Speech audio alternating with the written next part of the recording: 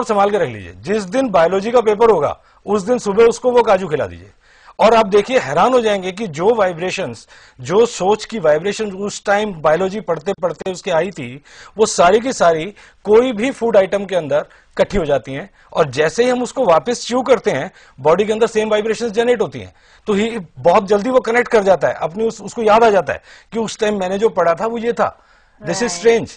Generally क्या होता है, लोग ऐसा कुछ ना करके याद कर लेते हैं, पहले बायोलॉजी कर ली, अगले दिन फिजिक्स कर लिया, उसके अगले दिन मैथ्स कर लिया, फिर बायोलॉजी थोड़ी सी भूल गए, फिर बायोलॉजी रिवाइज कर ली, एट लास्ट स्टेज में जब एग्जाम में गए वहां कंफ्यूजन हो गई कि क्या करना है।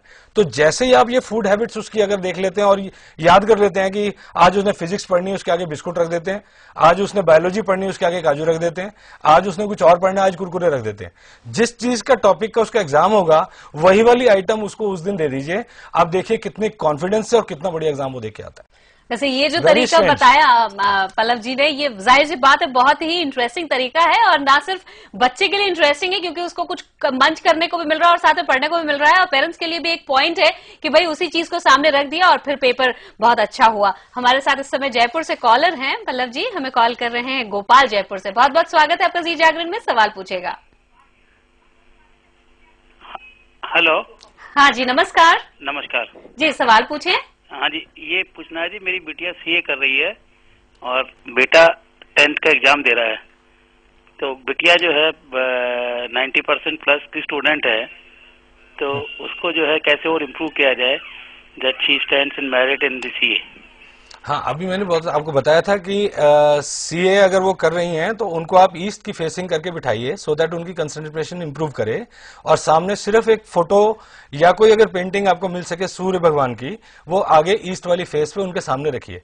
और सेकंड, आप सिर्फ कोई भी चीज उनको च्यू करने के लिए दीजिए जिसको वो पसंद करती हैं, और देखिए उनकी कंसंट्रेशन बहुत ज्यादा इंप्रूव कर जाएगी।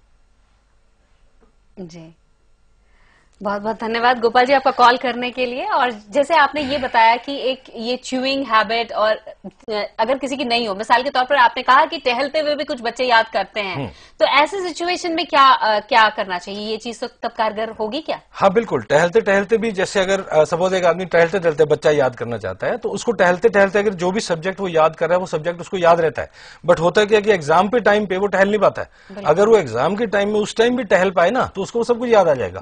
बट हमें इसी के अंदर ही हैबिट को चेंज करना है कि उसके लिए क्या चीज उसको पसंद है जो वो बैठे बैठे कर सकता है। कई बार होता है डूडलिंग, जिसको हम बोलते हैं कि एक पेन वो चलाता रहेगा साथ याद करता रहेगा, कुछ XYZ लिखता रहेगा साथ साथ याद करता रहेगा। तो हमें उन डूडलिंग में से भी कुछ फॉर्मूला निकाल लेने हैं कि जब वो स्क्वायर्स बना रहा है तो बायोलॉजी याद करता रहे, अगर वो क्रॉसेस बना रहा है तो मैथ्स याद करता रहे।